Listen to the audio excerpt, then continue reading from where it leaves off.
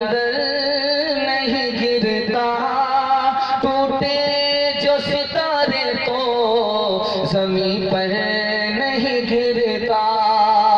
हालात के कदमों में कलंदर नहीं गिरता, टूटे जो सितारे तो ज़मीं पर नहीं गिरता।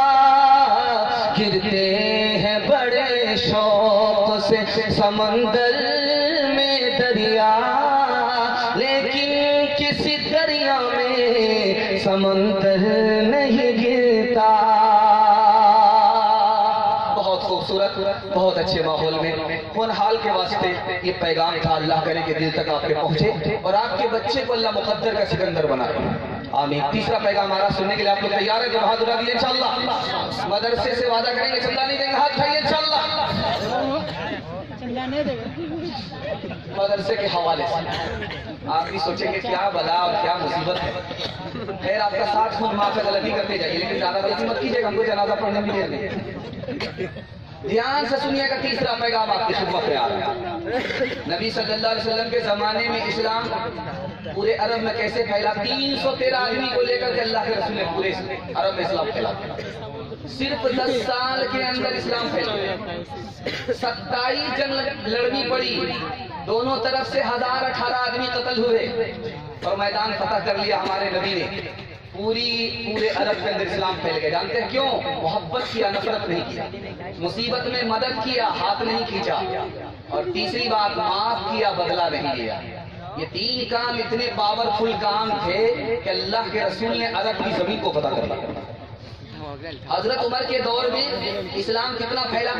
22,51,000 मुरब्बा मील पर इस्लाम फैला। टीपू सुल्तान के जमाने में दुआ कीजिए अल्लाह उनकी कब्र को नूर से भर दे। इस्लाम कितना फैला?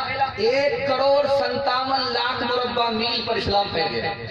1984 में इस्लाम कितना फैला?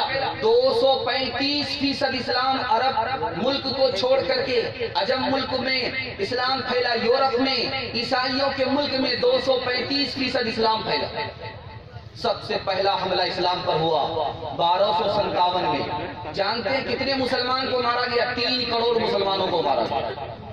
मुसलमानों की सारी किताब को लाइब्रेरी से निकाला, दरिया में डाल दिया, फिर भी इस्लाम बाकी रहा। ये राज मैं आपको बताने के लिए जा रहा हूँ। 1857 में दूसरा हमला हुआ, 2 लाख मुसलमानों को मारा गया, 51,000 आलिमों को फांसी दी गई और 1861 में 3 लाख कुरान के नुस्खे जलाए गए। फिर इस्लाम कैसे बाकी रहा? मैं ये राज आपको बताने के लिए जा रहा हूँ। इस्लाम मदरसे की वजह से बाकी रहा। इंसान मदरसे की वजह से बाकी रहा।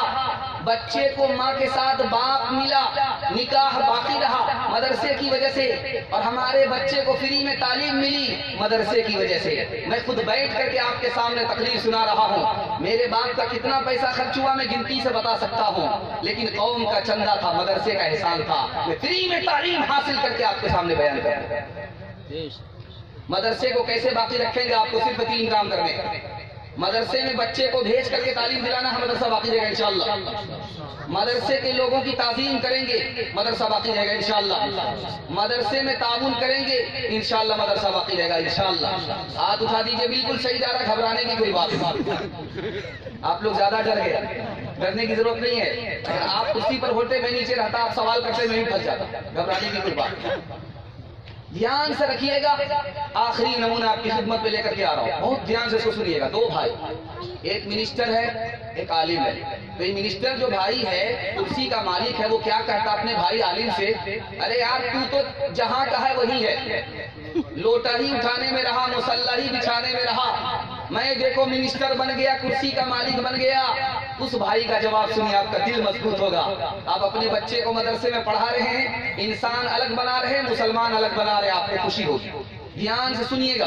मिनिस्टर भाई ने कहा, यार तू मदरसे में पढ़ करके वहीं का वहीं रहा, लोटा उठाता रहा, मुसल्ला बिछाता रहा। इस भाई ने कहा कि मैं जहां पहुंचा तू वहां तक नहीं पहुंच पाया।